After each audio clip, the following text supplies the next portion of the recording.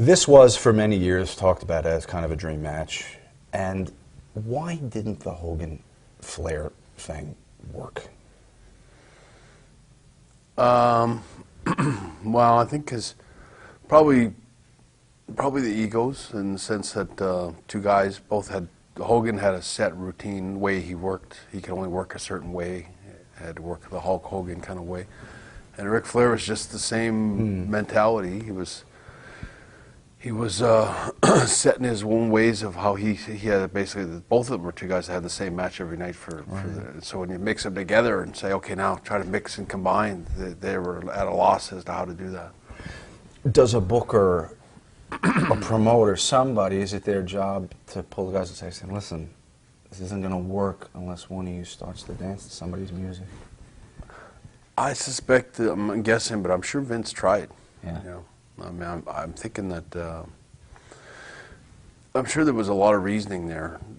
On, you know, I kind of went through my own thing with Rick years in '92 when I worked with him, where it was you know, for whatever reason we went from having really good matches to, like, as soon as I won the title, we were just having lousy matches where we bungled up the finish all the time, or something went wrong, or he missed up the spots, or there was always some kind of where it just wasn't quite right all the time. And Rick was, I remember he told me that he was having some problems at home or something like that, and he was distracted. And maybe that's the case, but I mean, I remember actually going to Vince and going, I think he's sabotaging the matches, trying to sabotage like, we keep screwing up the finish and stuff like that. It's like we're doing the worst endings to our matches out of nowhere. I'm pinning him with like he'll call a small package out of a figure four, and I'll small package him, and he doesn't kick out.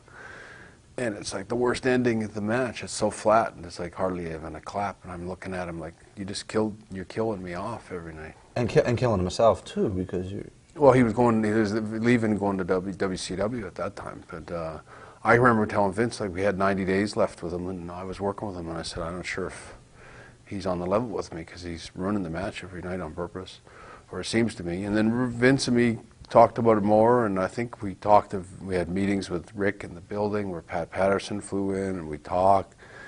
And you know what? We did the same thing every night. He still screwed up lots of stuff, and we never quite did it my way. And eventually he left, and I think Vince talked to me a few weeks after, and he said, you know what? I think it's just the way he works. He didn't do it. It was not so much bad intentions, maybe, as just that's just how he works. He can only do Ric Flair stuff. He can do the Ric Flair match. He's got to be in control of that Ric Flair match, and that's, you know, he calls it in there kind of thing, which is sort of that was how they worked in the 70s. You know, they call it in there, and everybody sort of imitated Harley Race and Dory Funk, and I think Flair, that's how he came from an era I came on the dividing line of another era that was not quite like that anymore. We could still call it in the ring, but we were more advanced than that.